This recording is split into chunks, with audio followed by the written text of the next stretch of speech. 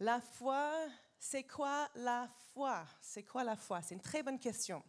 Parce que c'est une des choses qui est un peu difficile à vraiment mettre le doigt sur qu'est-ce que c'est exactement. Parce qu'il y a des choses, même quand la Bible donne une définition, ça peut sembler un peu contradictoire. Donc j'explique ce que je veux dire par ça.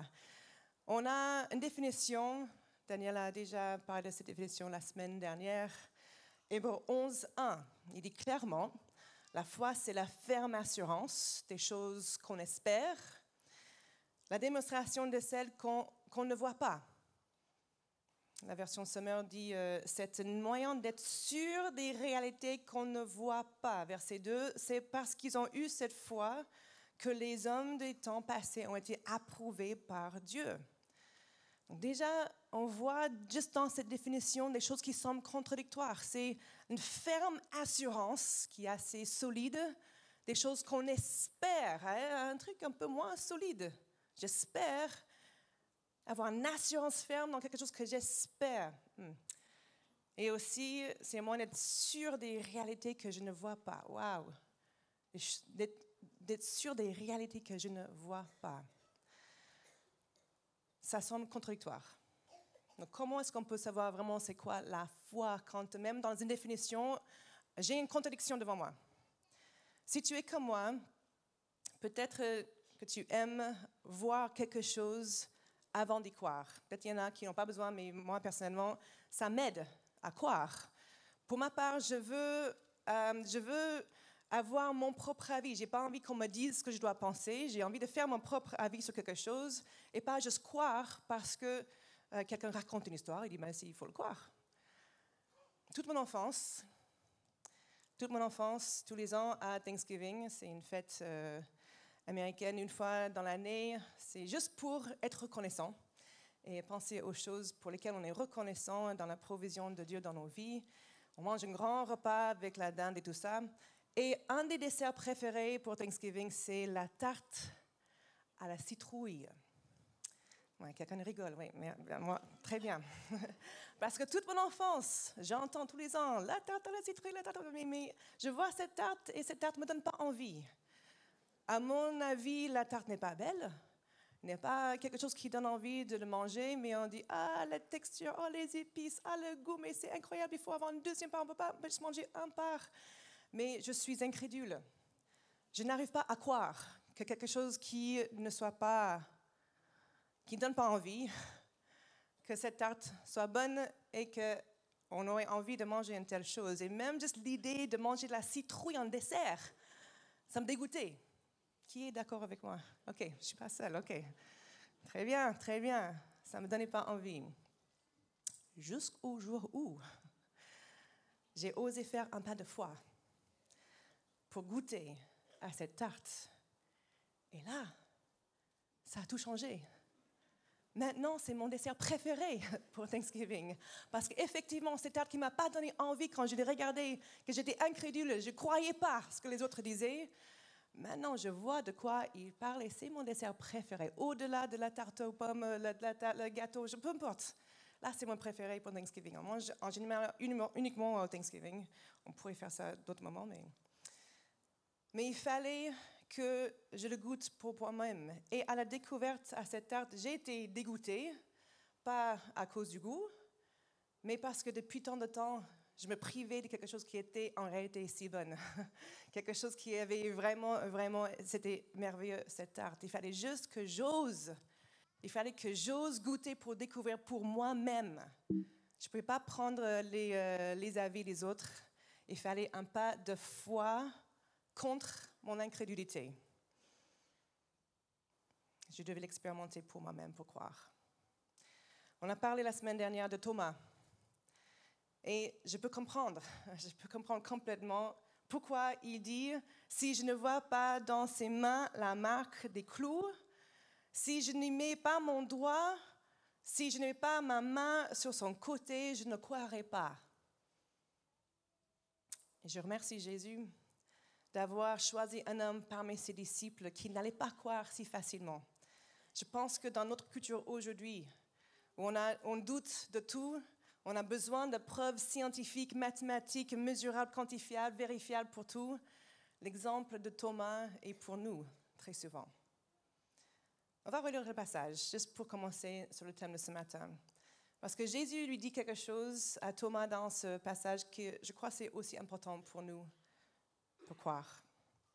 Jean 20, 25 à 29. Les autres disciples lui dirent à Thomas, « Nous avons vu le Seigneur. » Mais il leur dit, « Si je ne vois pas dans ses mains la marque des clous, si je ne mets pas mon doigt, si je ne mets pas ma main dans son côté, je ne croirai pas. » 8 jours après, une semaine plus tard, les disciples de Jésus étaient de nouveau dans la maison et Thomas se trouvait avec eux. Et Jésus vint alors que les portes étaient fermées, déjà un peu miraculeux. Il se tient au milieu d'eux et dit « Que la paix soit avec vous. » Et puis il s'adresse directement à Thomas. « Avance ton doigt ici. Regarde mes mains. Avance aussi ta main et mets-la dans mon côté. Ne sois pas incrédule, mais crois. » Et Thomas répondit, « Mon Seigneur, mon Dieu. » Autrement, il dit, « Wow, ok, là maintenant je crois. Maintenant je crois. » Et Jésus lui dit, verset 29, « Parce que tu m'as vu, tu as cru. » Ça t'a aidé? Tant mieux, ça t'a aidé, c'est très bien. Heureux ceux qui n'ont pas vu et qui ont cru. Heureux ceux qui n'ont pas vu et ont cru. Il dit en gros, Thomas, tu as cru parce que tu as vu avec tes yeux. Tu as touché avec tes doigts. Mais peu de monde aura ce privilège comme toi de voir avec leurs yeux et toucher véritablement mes plaies. Donc, heureux ceux qui n'ont pas vu et ils ont quand même cru. Comment voir? Comment voir ce qu'on ne peut pas voir avec nos yeux physiques? C'est une définition de la foi. La Bible nous dit clairement en Hébreux 11 que beaucoup d'hommes et de femmes n'ont pas eu ce luxe comme Thomas a eu, de voir avec les yeux et toucher avec les mains, mais ils ont quand même cru dans la promesse de Dieu. Et quand on parle de ces hommes et ces femmes aujourd'hui, on lit leurs histoires dans l'Ancien Testament et on a toujours tant d'admiration pour eux parce qu'on constate, comme pour Thomas, que ce n'est pas naturel de croire ce qu'on ne voit pas. Ce n'est pas naturel. Des choses qu'on n'a pas expérimentées pour nous-mêmes. On va lire quelques versets en Hébreux 11. C'est un long chapitre. Je vous invite à lire le chapitre entièrement. Ce soir, l'après-midi, dans la semaine, peu importe, mais c'est très riche comme chapitre. On va lire quelques versets dans ce chapitre qui parlent de la foi. Cette certitude de la réalité des choses qu'on ne voit pas. On va commencer avec encore versets 1 et 2. Je vais prendre la parole vivante. Et qu'est-ce que la foi? Un bon titre pour une série. Qu'est-ce que la foi? C'est une ferme confiance, encore quelque chose de solide, une ferme confiance dans la réalisation de ce qu'on espère. C'est une manière de le posséder déjà par avance. Croire, c'est être absolument certain de la réalité de ce qu'on ne voit pas.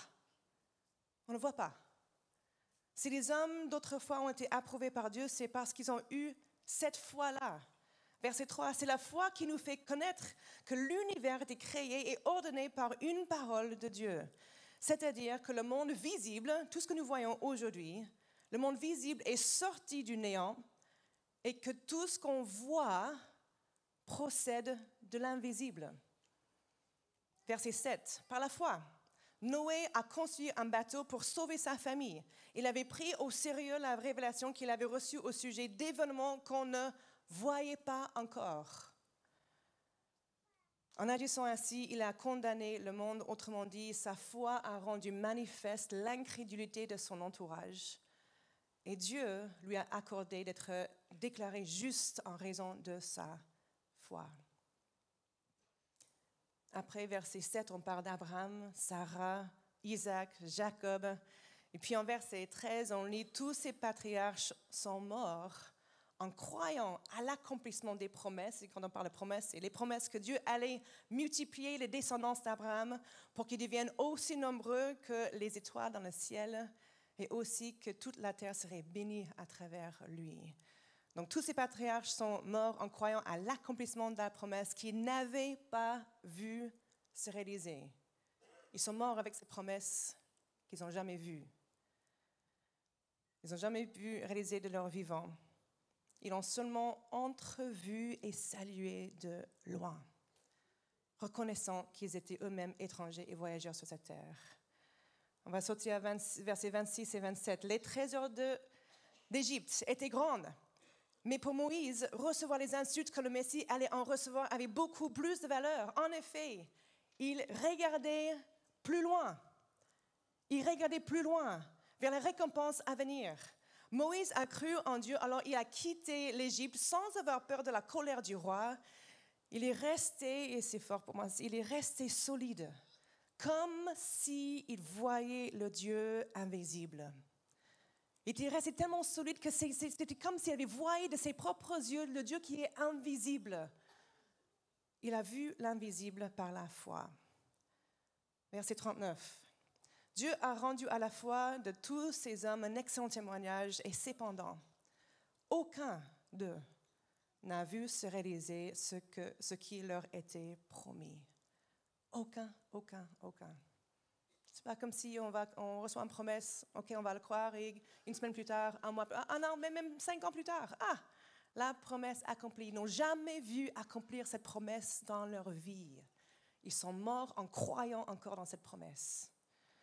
Aucun n'a vu la concrétisation de ces promesses dans leur vie. Mais tous ont cru par la foi. Du coup, l'auteur de ce livre nous exhorte de prendre comme exemple ces personnes, ces hommes et ces femmes qui ont cru, sans jamais voir dans la promesse. Et Hébreux 12, verset 2, il dit « Regardons toujours Jésus ». Regardons toujours Jésus. C'est lui qui fait naître la foi et qui la rend parfaite. Il a accepté de mourir sur une croix sans avoir honte. En effet, il voyait d'avance la joie qu'il allait recevoir. Et maintenant, il est assis à la droite de Dieu.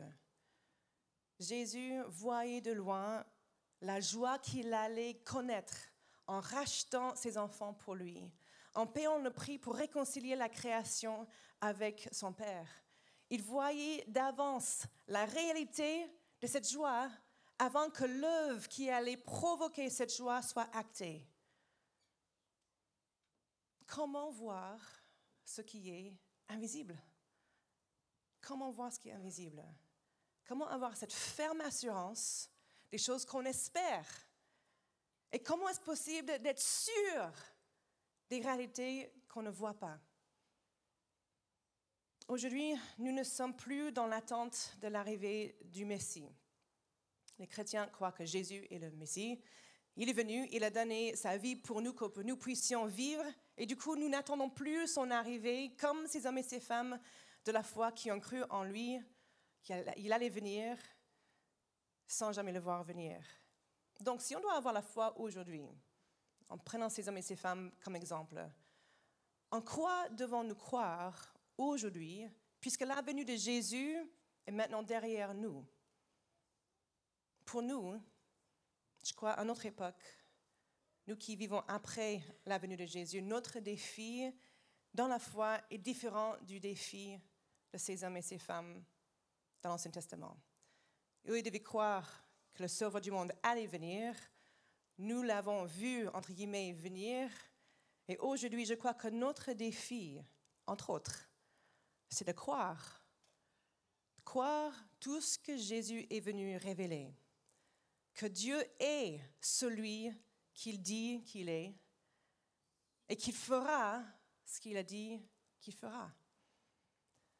Pour nous, à notre époque, nous qui vivons aujourd'hui, c'est notre différent défi. Que quand Jésus il dit en Matthieu 6 qu'il pourvoit à tous nos besoins et qu'on n'a pas besoin de s'inquiéter pour demain, qu'il s'en occupe, de vraiment croire qu'il va pourvoir à nos besoins, comme il fait pour les oiseaux, comme il fait pour les fleurs de vraiment croire ce que Jésus dit. Quand Jésus dit qu'il sera avec nous tous les jours jusqu'à la fin du monde, de vraiment croire que sa présence est avec nous à chaque instant, de chaque jour, malgré ce qu'on peut parfois ressentir. Quand le Saint-Esprit nous dit à travers l'apôtre Paul que nous sommes déclarés justes par la grâce de Dieu, de croire que nous sommes vraiment déclarés justes et que nous ne sommes plus sous la condamnation grâce à Jésus-Christ, de vraiment croire ce qu'il dit. Quand le Saint-Esprit nous dit à travers l'apôtre Jean que si nous confessons nos péchés, que Jésus est juste et il va pardonner tous nos péchés, de vraiment croire qu'il pardonne tous nos péchés, sans exception. De vraiment croire. Notre défi aujourd'hui est de croire ce que Dieu nous dit et de véritablement approprier sa parole à nos cœurs et à nos circonstances, sans se fier à ce que nos yeux voient et à ce que notre ressenti nous dit. Quand de telles vérités sont profondément ancrées dans notre âme, la vie chrétienne est une véritable vie de liberté, de confiance, une vie en abondance. Et c'est exactement ce que Dieu veut pour nous, que nous vivions cette vie en abondance qu'il a prévue pour nous. Ce n'est pas une vie sans épreuve, ce n'est pas une vie facile. Et de toute façon, Jésus n'a jamais promis qu'on aurait une vie facile. Et c'est peut-être pour ça que parfois croire avec assurance ce qu'il dit de lui-même et ce qu'il dit de nous est parfois un immense défi pour nous. J'ai creusé pour essayer de trouver comment expliquer par un moyen absolument certain que nous pouvons croire avec certitude que ce que Dieu nous dit. Mais si on tire la logique jusqu'au bout, nous ne pouvons pas échapper le fait que la nature de la foi, c'est d'avoir la ferme assurance des choses qu'on espère et d'être sûr des réalités qu'on ne voit pas, sans avoir une explication pour tout. Sinon, ça ne serait plus la foi. Si on avait une explication pour tout, si on avait une preuve pour tout, on n'aurait pas besoin de la foi, parce qu'on verrait avec nos yeux les preuves. Donc, ça serait plus la connaissance, mais pas la foi. Pour que la foi existe, il faut qu'il y ait cette possibilité de douter. Sinon, on n'a pas besoin de l'avoir, la foi. C'est ça qui rend compliqué le fait de croire. C'est que nous voyons notre vie, nous vivons notre vie sur cette terre forcément de notre perspective humaine. Nous ne sommes pas à la place de Dieu pour voir ce que lui y voit et ressentir ce qu'il lui y ressent. Si on pouvait voir comme il voit, voir ce qui est invisible, les choses qui sont invisibles pour nos yeux physiques, notre perspective sur nos vies serait très différente. Si on pouvait voir ce que Dieu voit. Vous connaissez peut-être l'histoire du prophète Élisée. Ce prophète, il a demandé à Dieu d'ouvrir les yeux de son serviteur pour que son serviteur puisse voir les réalités spirituelles. On va lire courtement une partie de son histoire, 2 Rois, chapitre 6. Dans cette histoire, le roi de Syrie prévoit un enchaînement d'attaques contre Israël. Et Dieu communique au prophète Élisée chaque fois les plans du roi de Syrie. Donc Élisée, il va parler au roi d'Israël. Et quand le roi d'Israël est prévenu, il se prépare. Donc chaque fois que le roi de Syrie avec son armée, il vient attaquer Israël, Israël est prêt. Il est tellement énervé, il se rend compte que c'est le prophète du côté d'Israël qui donne les astuces et qui donne les pistes. Donc il va carrément attaquer Élisée dans la nuit avec son armée. Donc par la nuit, ils arrivent, ils entourent la ville où était Élisée. On va lire juste 2 Rois 6, 15 à 17. Le jour suivant, le jour après que l'armée arrive pour entourer la ville où était Élisée, le jour suivant, le serviteur d'Élisée se lève tôt le matin, il sort de la ville. Il voit les soldats, les chevaux et les chars qui entourent la ville et crient « Quel malheur, maître! Qu'est-ce que nous allons faire ?» Et Élisée répond « N'aie pas peur. » Ok, n'aie pas peur. Ceux qui sont avec nous sont plus nombreux que ceux qui sont avec eux. Ça devait sembler un peu étrange pour le serviteur d'Élisée. Verset 17. Ensuite, Élisée prie en disant « Seigneur, ouvre les yeux de mon serviteur pour qu'il voie clair. » Le Seigneur ouvre ses yeux et le serviteur peut voir que tout autour d'Élisée, la montagne est couverte de chevaux et de chars brillants comme du feu. Brillants comme du feu. Dans le texte, ne nous dit pas quelle était la réaction du serviteur d'Élisée, mais on peut imaginer, avec pas mal de certitude, que sa crainte s'est évaporée en voyant la montagne couverte de chevaux et de chars brillants comme le feu, les armées célestes, qui étaient probablement bien plus impressionnantes que les armées de Syrie. Je ne sais pas pour vous, mais moi, j'ai déjà demandé à Dieu, j'ai dit, Seigneur, ouvre mes yeux, j'ai envie de voir comme le serviteur d'Élisée, j'ai envie de voir ce qui se passe dans le monde spirituel, j'ai envie de voir tes armées célestes. Comme lui, il a pu voir. En plein milieu, t'imagines, en plein milieu d'une grosse épreuve, et là, Dieu ouvre les yeux pour que tu puisses voir ce qui se passe vraiment dans le monde spirituel. Ça serait probablement un peu effrayant aussi, mais si on pouvait voir ce que Dieu voit, si on pouvait avoir sa perspective sur nos vies, sur nos épreuves, sur nos souffrances, sur nos défis, tout prendrait une autre perspective pour nous.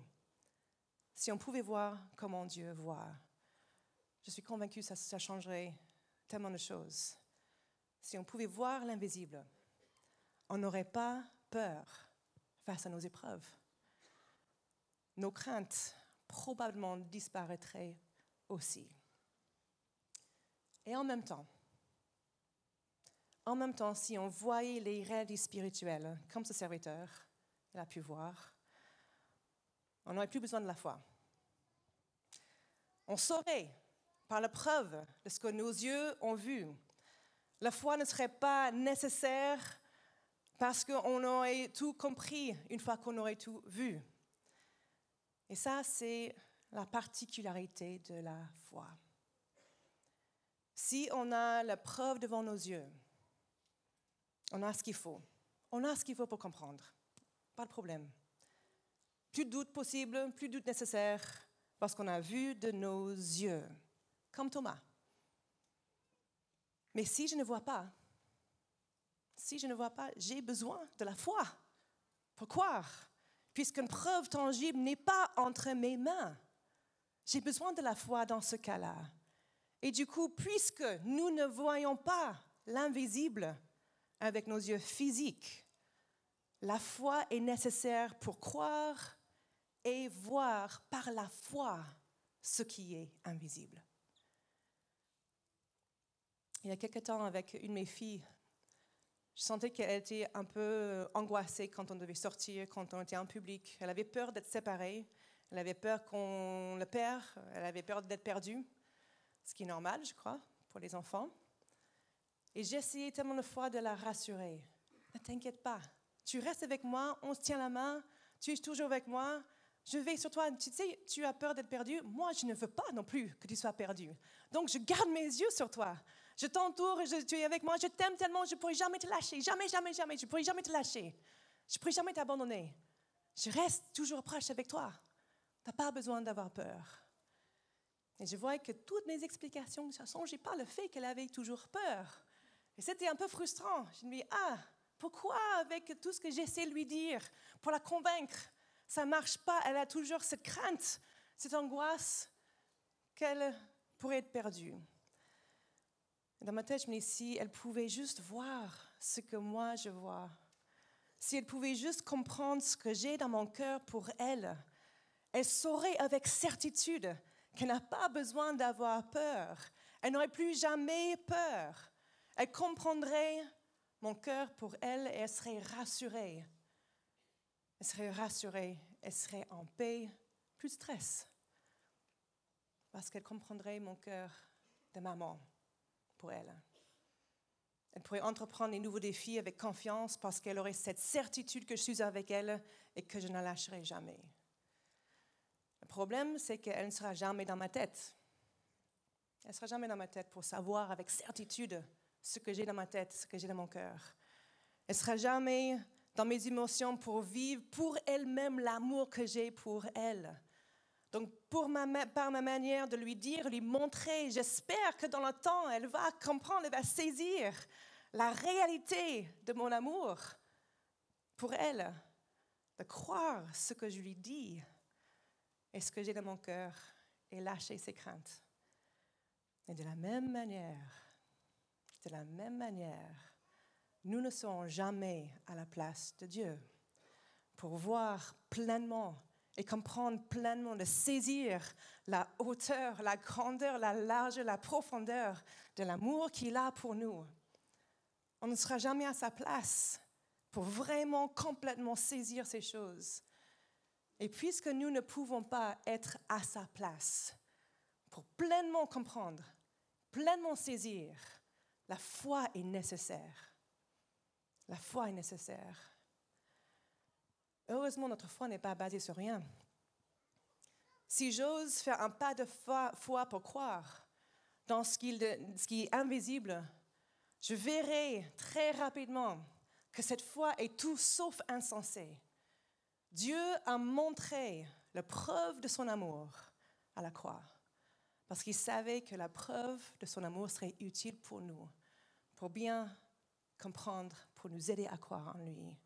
À travers la croix, Jésus proclame « J'ai payé le prix ultime pour toi », pour que tu puisses savoir à quel point tu as de la valeur à mes yeux. Fais confiance en moi, confie-moi ta vie, tous les aspects de ta vie. Je te porterai dans mes mains et je prendrai soin de toi. J'ai déjà tout donné pour te montrer la preuve de mon amour, pour que tu puisses savoir avec certitude que je prendrai soin du reste aussi. Et quand nous saisissons ces vérités que Christ nous porte, il nous porte à chaque moment, quand nous voyons son amour, sa fidélité, sa bonté, sa justice, sa compassion à travers ce que sa parole nous dit, et aussi dans la manière dont il se révèle à nous dans notre relation avec lui, quand nous comprenons que nos vies sont tenues en lui, que nos vies sont entre ses mains, et tout ce que ça implique pour nous. Notre manière de traverser cette vie est complètement différente. Mais je reviens à ce côté défi de la foi. Si on est honnête, la façon dont on perçoit nos vies est tellement ancrée dans nos 5 sens. Le fait de voir, entendre, goûter, sentir, toucher. Et ce n'est pas ancré dans le fait de croire ce que nous ne voyons pas. Et encore là-dedans, c'est nos plus grands défis. C'est toujours inconfortable de croire ce qu'on ne voit pas. C'est plus confortable de voir et puis comprendre et après croire, plutôt que simplement avoir la foi sans voir. La foi n'est pas confortable. Elle me demande de faire confiance à ce que je ne vois pas.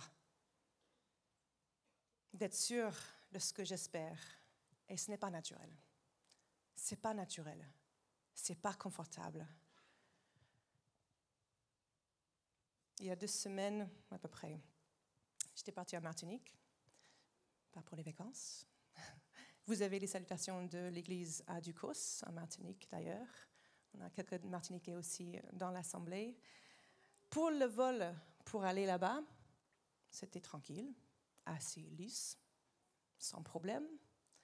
Mon mari sait très bien que je n'aime pas trop prendre l'avion parce qu'il y a parfois les turbulences. Il n'y avait pas de turbulences vraiment pour l'aller. Merci Seigneur. Pour le retour, par contre, il y avait un peu plus qu'un petit peu de turbulence en revenant. Et j'étais... Seigneur, calme les vents, arrête les vents, nom de Jésus, arrête les vents, et ça se calme, mais non. Et j'étais tellement dans ma place. Au nom de Jésus, tout ce que tu veux. Ça ne s'arrêtait pas.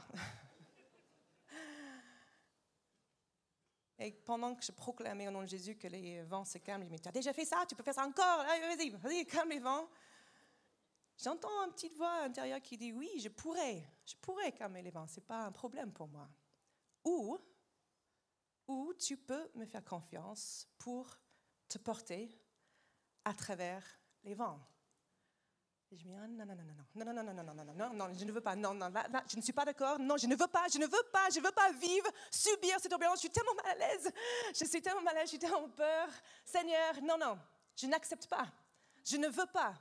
Ne me fais pas traverser cette turbulence, je ne veux pas traverser cette turbulence. S'il te plaît, au nom de Jésus, que les vents se calment. Et ça ne s'est pas fait tout de suite. J'avais peut-être la deuxième moitié du vol qui était plus calme. Merci Seigneur, mais je devais accepter cette turbulence pour la première moitié du vol. Clairement, cette idée de faire confiance que Dieu me porte à travers la turbulence, ça ne m'a pas plu. Je ne voulais pas l'inconfort de cette turbulence. Je voulais un vol calme, paisible, et avoir la foi que Dieu me porte alors que je suis en train d'être secouée comme ça dans l'avion. J'étais incapable. Je ne pouvais pas juste tranquillement faire confiance que Dieu me porte alors que tout autour de moi était secoué. C'est une idée que je n'ai pas appréciée. Et de la même manière, la foi peut être inconfortable. On n'a rien sur lequel s'accrocher. On a envie, on a parfois même besoin de nous accrocher à quelque chose, de savoir avec certitude que tout va bien finir. Et oh, combien c'est préférable de ne pas avoir de turbulence dans nos vies. C'est bien préférable.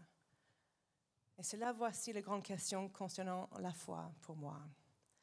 Est-ce que je peux faire confiance en Dieu, qu'il me porte même dans la turbulence de cette vie?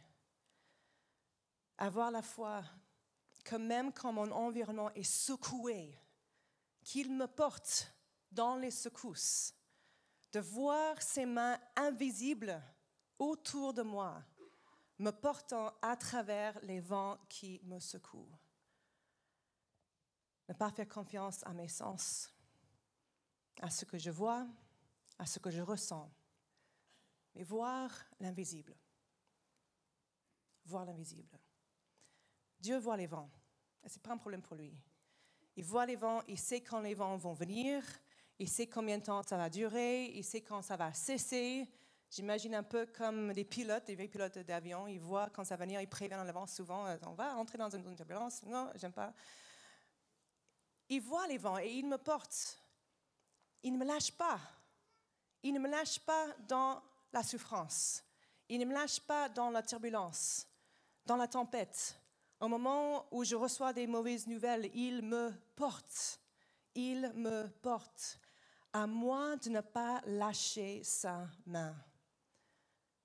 Si jamais je devais lâcher quelque chose, ce qui serait le plus bénéfique pour moi serait de lâcher le besoin de contrôler mes circonstances.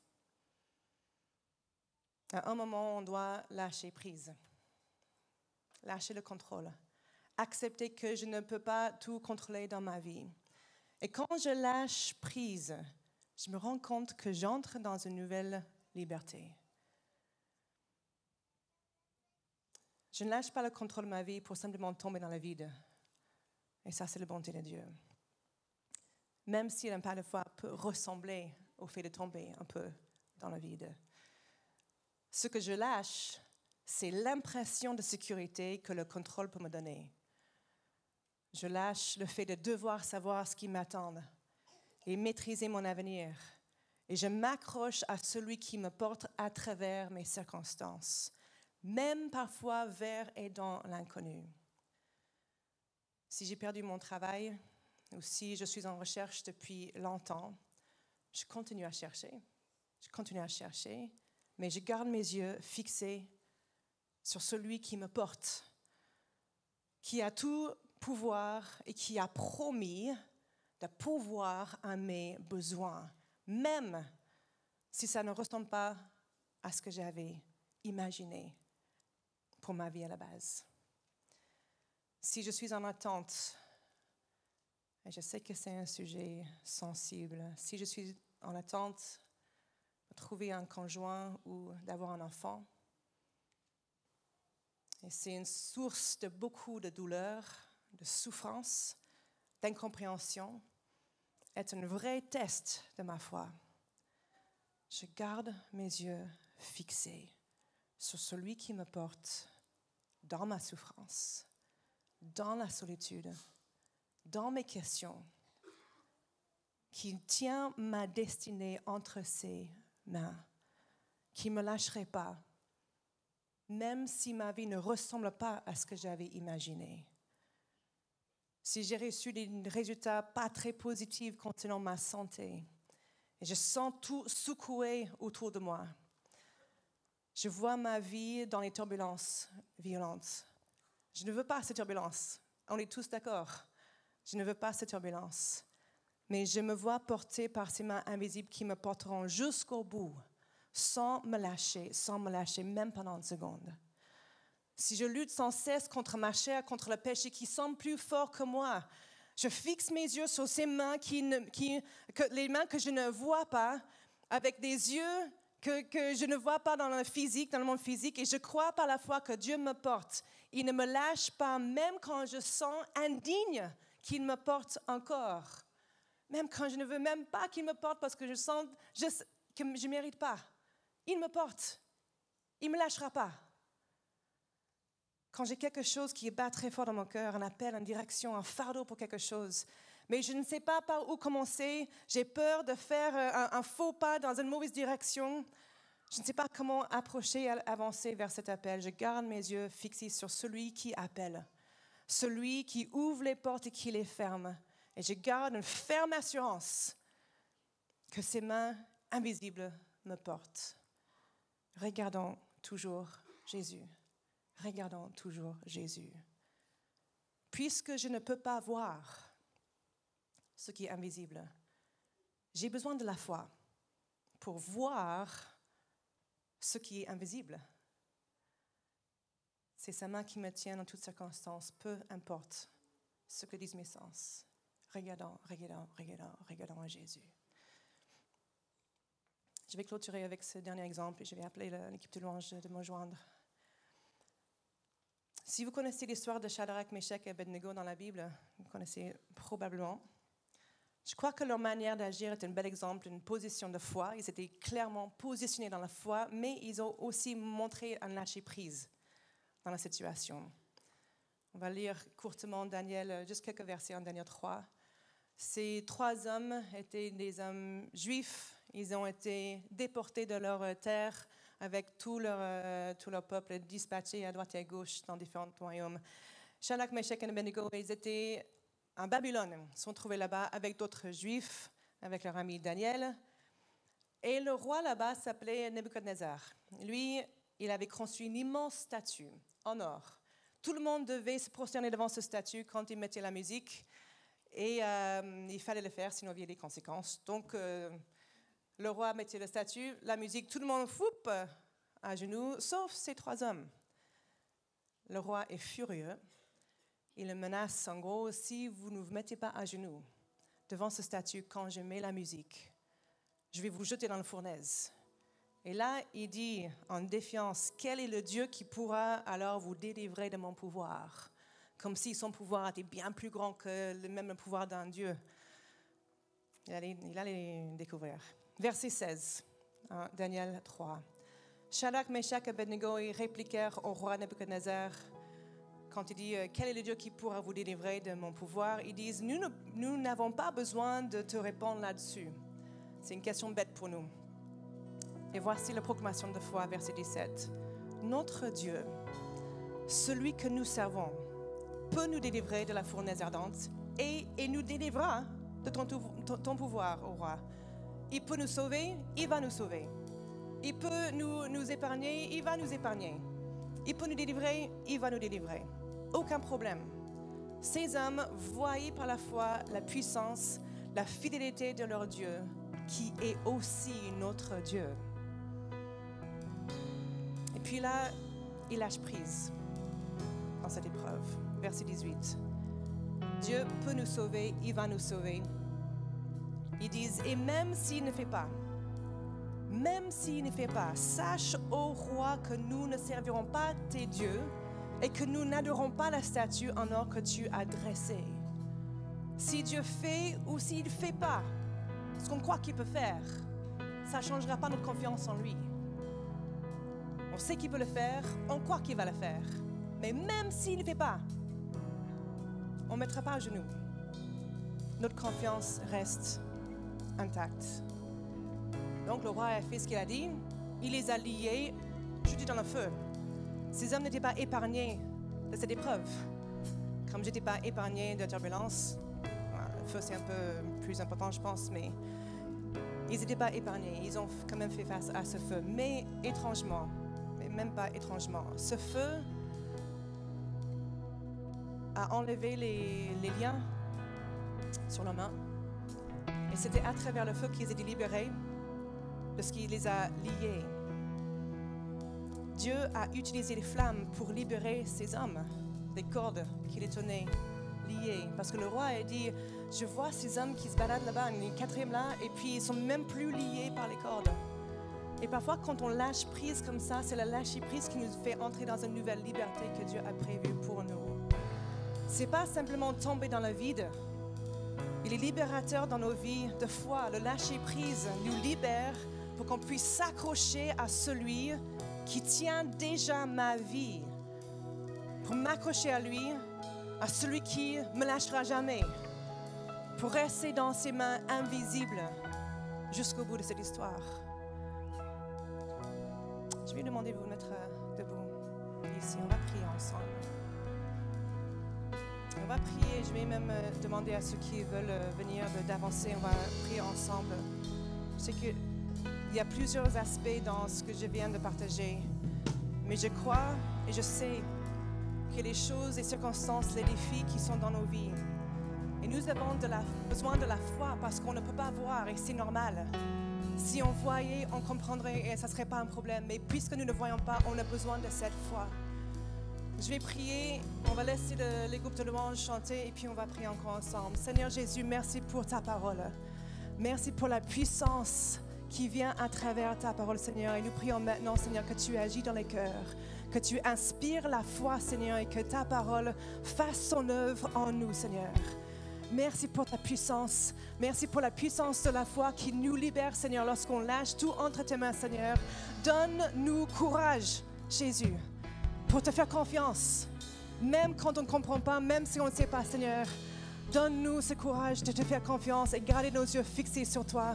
Au nom de Jésus, au nom de Jésus, on va chanter. Sentez-vous libre d'avancer.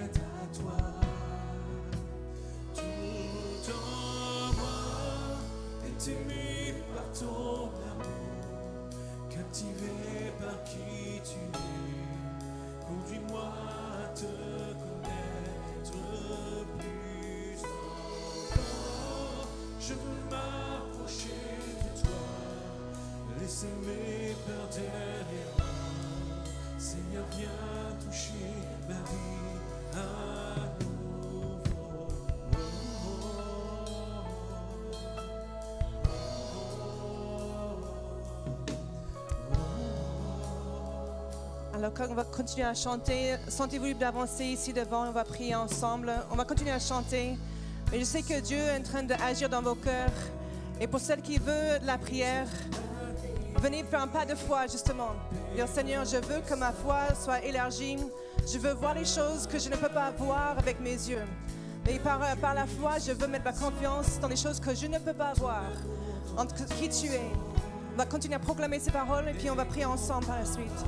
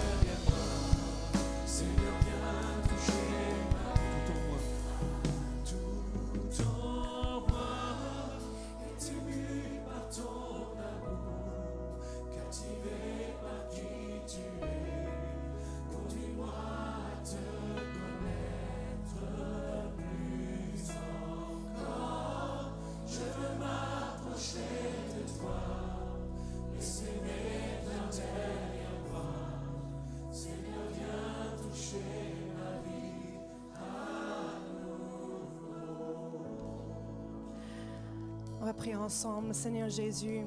Pour chaque personne qui a avancé, il y a un besoin spécifique. Et tu connais parfaitement chacun de ces besoins. Tu connais parfaitement les choses qui sont dans le cœur de chacun de tes enfants ici ce matin. Si c'est une situation de direction, une situation de santé, une situation d'avenir, une situation de voir clair, une situation de se libérer de cette impression de condamnation sur leur vie. Seigneur, je prie une liberté maintenant au nom de Jésus sur leur vie. Je prie une force, une puissance pour croire ce que toi tu dis. Quand tu proclames les choses dans ta parole, qu'on puisse saisir ce que toi tu dis et ne pas douter. Parce qu'on sait, Seigneur, que quand tu parles, tu ne peux pas mentir. Que nous puissions être ancrés dans la puissance de ta vérité et que cette vérité nous libère des craintes, nous libère des doutes, nous libère de toutes choses qui peuvent nous retenir en arrière. Au nom de Jésus, que tu te manifestes dans les cœurs, dans les vies et que nous puissions nous positionner comme ces hommes ont fait dans la foi. Tu es capable de faire et on sait que tu peux le faire, on sait que tu vas le faire.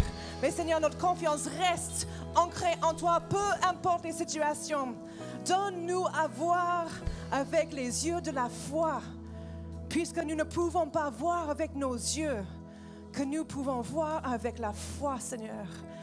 Merci que tu es Jésus, celui qui fait naître cette foi en nous et qui l'amène jusqu'à la perfection dans ta bonté, dans ta fidélité dans nos vies, Seigneur.